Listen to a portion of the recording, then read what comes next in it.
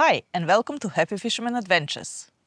I hope, I dream, I wish to catch a big fish, and I do it when I can.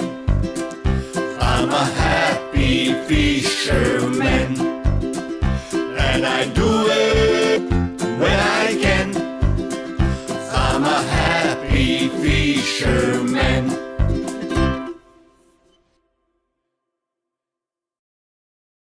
Well, today's episode is all about squid in shallow water. On Sunday, we went on our little polly, and even though it was crazy wind in St. Leonard's, but because it was west wind, we were still protected, and we were fishing in front of the yacht club in very shallow, 2.5 meters, and we managed quite few.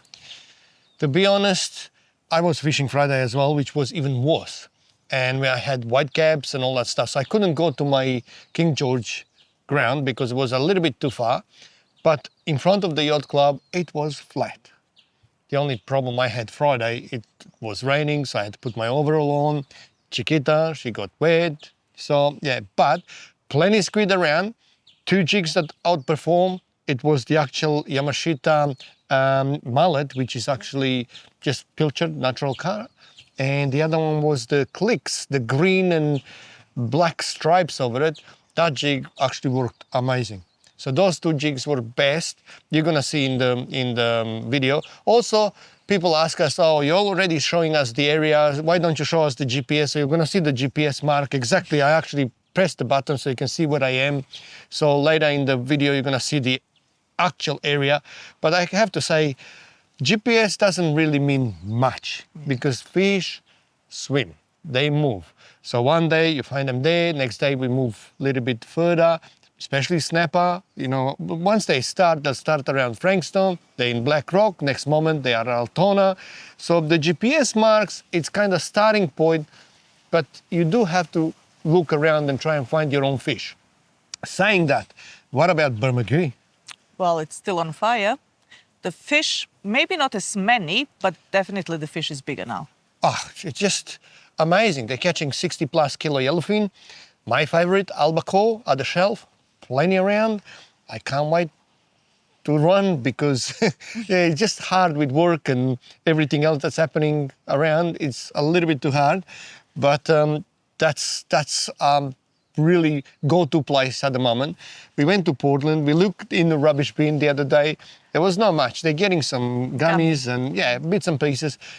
Nothing tuna, nothing, you know.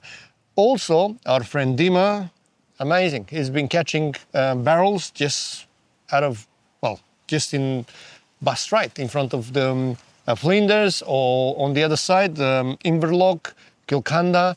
So if you look hard enough, you may find big fish. It's amazing.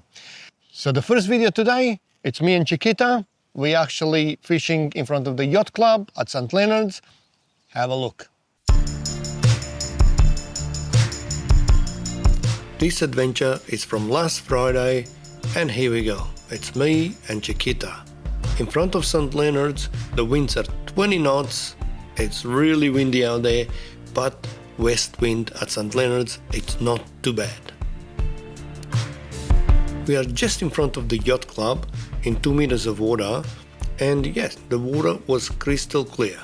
You could actually see clearly the grass patches and the sand. At this stage, it was still sunny, I was in my t-shirt, and yeah, everything was quite pleasant. In no time, I had my first squid.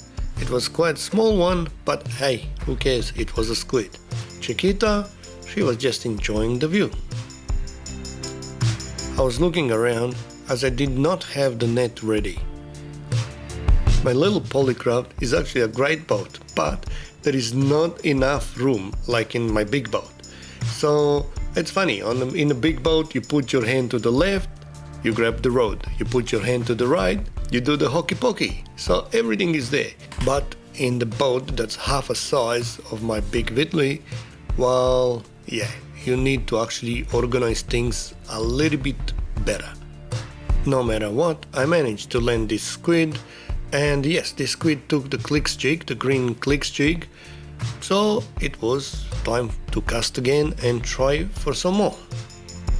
There is no live bite tank in the poly, so I should have had the bucket ready, but doesn't matter. Slowly we got organized. By this time we drifted quite too far, so I had to drive back and try the same area where I got that first squid. Today we made quite a few moves.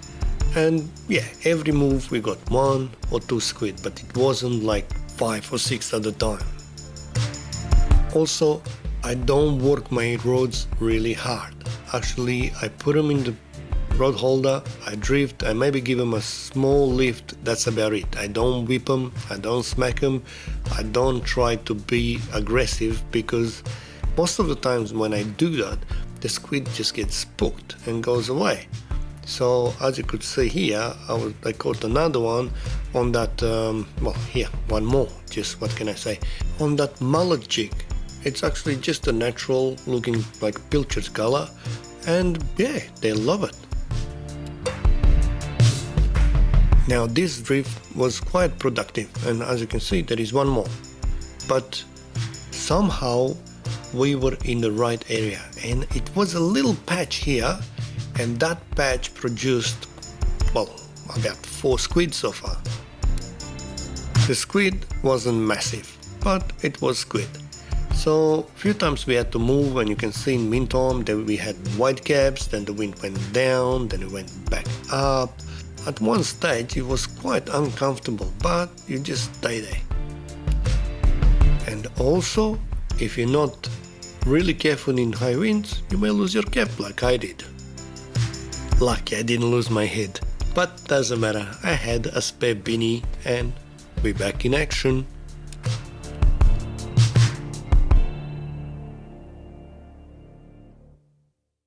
Well, the second video, it's just continuation of TB and Chiquita on their solo adventure. So let's watch it. I don't know if you ever experienced this. While you're standing up, nothing happens. When you sit down, well, there you go, fish on. Well, this squid again took the clicks jig. So we got quite a few small ones on the natural color, but all the bigger ones did came on the clicks jig. When I say bigger ones, they were not massive squid, they were just decent size. But I have to say something, my friend John, the Lone Ranger, he was at Swamp Bay and he got massive squid. He got one, the hood was over 40 centimeters, actually the whole length of the squid, it was just shy of a meter. Now you can see here white caps, rain, wind. It was crazy, it was bananas. I had to turn off the cameras because the rain was all over the camera. You can see the peak, it went crazy. So I put my overall, took one rod, sat next to Chiquita, inside the cabin, and we were still fishing. 10 minutes later, one side we had blue sky, the other side dark sky. My weather app, the Wheelie Weather, actually showed that everything's gonna come through, go past, and then it's gonna be calm as. And as you can see, it came down quite a bit at the moment, so it was fishable. Again, the very next squid, it was on the actual clicks jig. So it was altering. At one stage, the mullet jig went crazy. Then that one stopped and the green clicks jig, that took off. You just have to mix and match and try your best, I suppose. Then as I gave Chiquita some water to drink, another rod took off, and that was our number 10. So it was time to pack up slowly. I had quite a few other rods with soft plastics that I dragged around as well, but no, I didn't have any nibbles. I lost the soft plastics, obviously to a leather jacket or something, but nothing in this shallow that I can say it was, nothing gave me a sign that I can say it was a King George whiting. Anyway, few biscuits for Chiquita, and it was time to put the squid in a skylar bag, pack up and go home.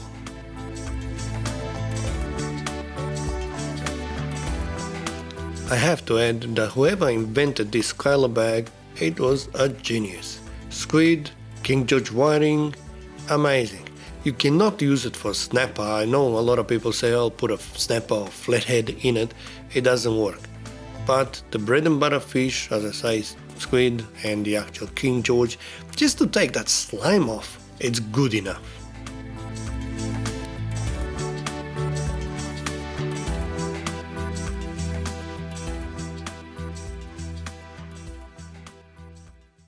Well, the next video is from Sunday.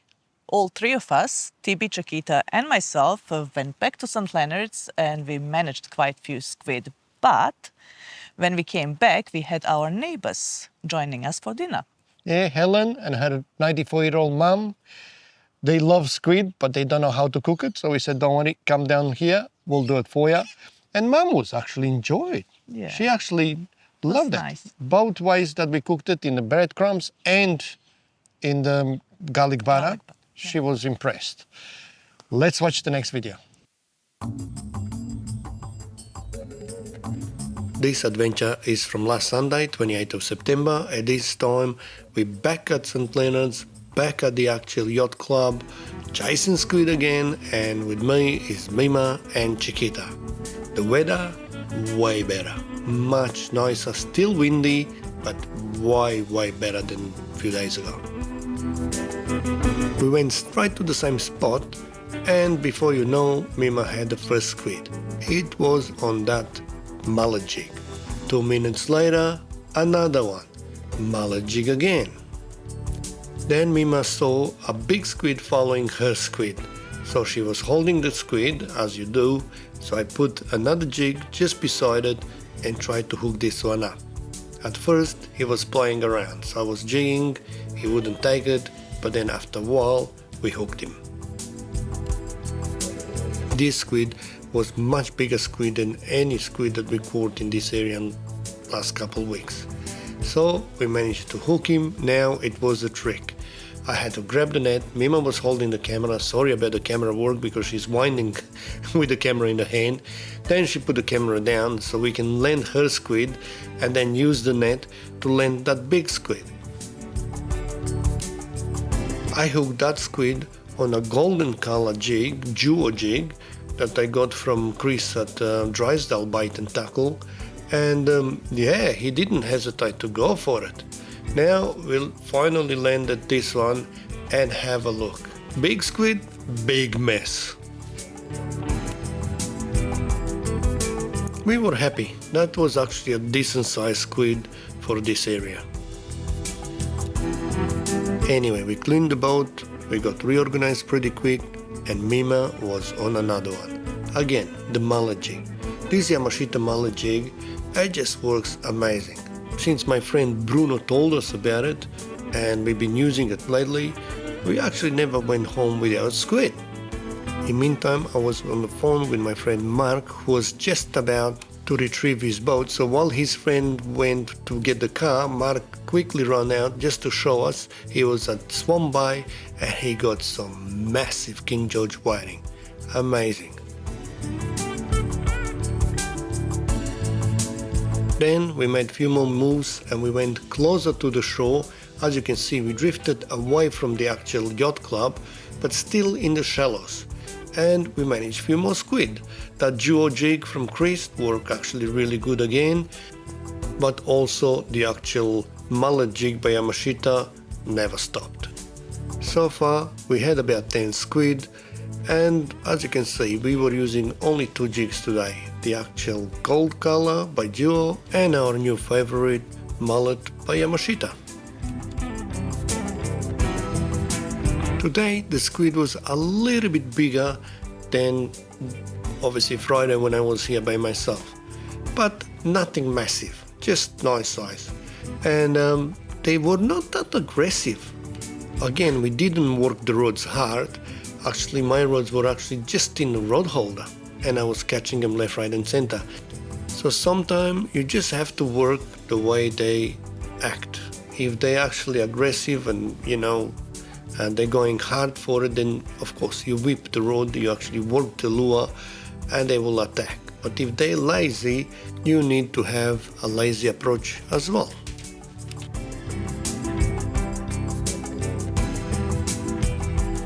Well, as you can see, shallow water, squid around, no problems. But you just need to find the productive patch. You just need to move around. That's the rule number one. Saying that, wind, west wind at St. Leonard's, it's not that bad. You can actually still get out there and fish. As I promised, that is the actual boat, that is our track, and that is our waypoint. So you can see exactly where we were. By 4 o'clock, we decided we had enough. We got about a dozen squid, that's more than enough for us, so let's go home. I put them in a skylar bag and we were on the way home. In the meantime, the best crew you can have, little Chiquita. She's always happy to be around, see what's going on, smell the ocean, I suppose, and giving us a cuddle. I did make a quick run out just to see what all those boats are doing, and I can say none of them I could see catching fish. We caught actually a gurnet, that was it. Then when we got home, we had our neighbors over and we had fresh squid for dinner.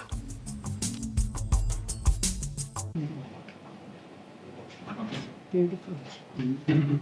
I wear hearing aids, and I find every now and again I miss what people are saying. Mom, I have an accent. Don't worry about it. You can't even understand it because she talks rubbish. Oh, that's the case. It's not your fault. You know, when we get married, we just kind of don't listen anymore. that's the same. Doesn't matter. It's really not your fault. It's I think I need hearing aids as well. Garlic and butter. Yeah. And it is gorgeous. Get a close up. I didn't brush my hair. That's what I said. Hang on a minute. There you go. You know what? It's a home atmosphere. Oh, beautiful. So who cares? Nice, different. Oh, yes. Lovely. I haven't tried to do anything like that. Very. Have go through with it when Karen and John come. In the next video, you will see Tibby and John taking you through to do some trailer maintenance. Well, prevention. So I'm up for a new trailer, $20,000, ouch. So yeah, let's watch this video. Well, fishing, definitely not a cheap sport. You can't get away with things cheap. From lures to me at the moment, I'm actually up for a new trailer. Well, that's 20 grand. Yeah, look, trailers aren't cheap, and I've always been a firm believer of preventative maintenance. So if you buy a new trailer or you've got a fairly new trailer, you should be running around it, checking it all the time.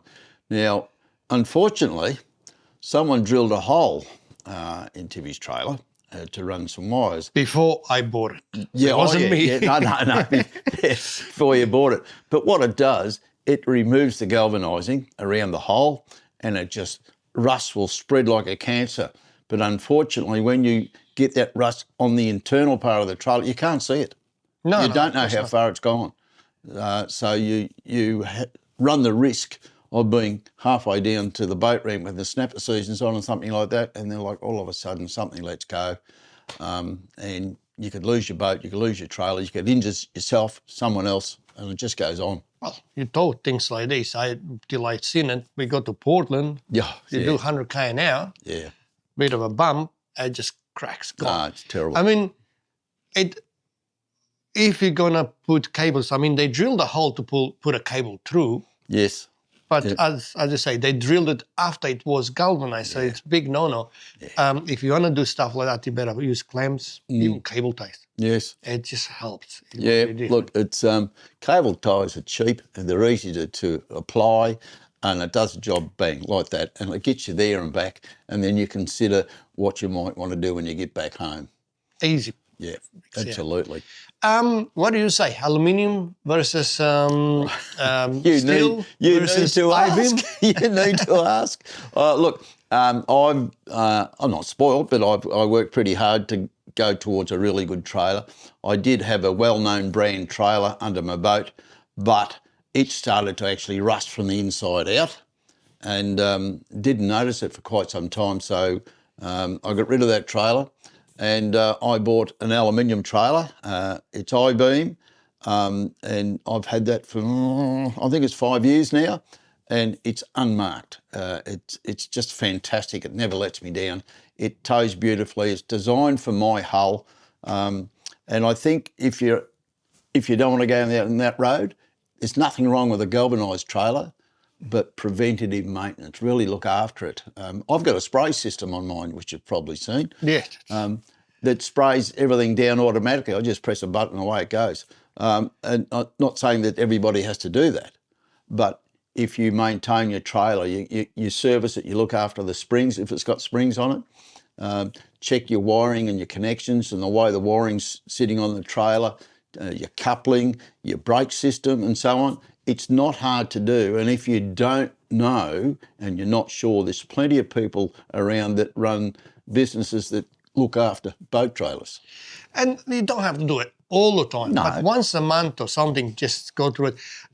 When we say about galvanized trailers now, it can be C-channel as well. Yes. I-beams, so you can get, and it's easier maintenance because obviously it's nothing to rot from inside out. The box, that's unfortunately, absolutely. that's how it works. Yeah, so preventative maintenance, in my opinion, is a big thing. And like you say, if you walk around it once a month and like the weather's turned nasty and you can't get out, well, maybe it's time to just have a bit of a walk around the trailer. Which I did, and I don't do often, but I did, and I seen all this rust, and it's like, ouch. Now, 20 grand later, ouch. Anyway, that's our tip for today. Well, before we go, don't forget there is still a great competition coming up. Used to be called Teachery, at the moment it's called 2-Bay Snapper Challenge. And you can still enter. There is a lot of entries. 400 plus people already enter. Big prizes, over $50,000 worth of prizes. It's amazing, yeah. You can just Google it up, 2-Bay Snapper Challenge, or just check out Reedy's. Brett actually has it on his page, Reedy's Rigs or Brett Reed, and you're gonna see it. It's actually a really good to get the whole community out there and compete, I suppose.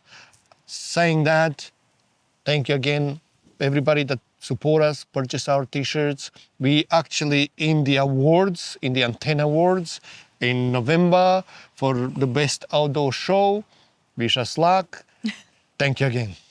And once again, thank you for watching. Please subscribe to our YouTube channel and we will see you next time. I hope, I dream, I wish to catch a big fish, and I do it when I can. I'm a happy fisherman, and I do it when I can. I'm a happy fisherman.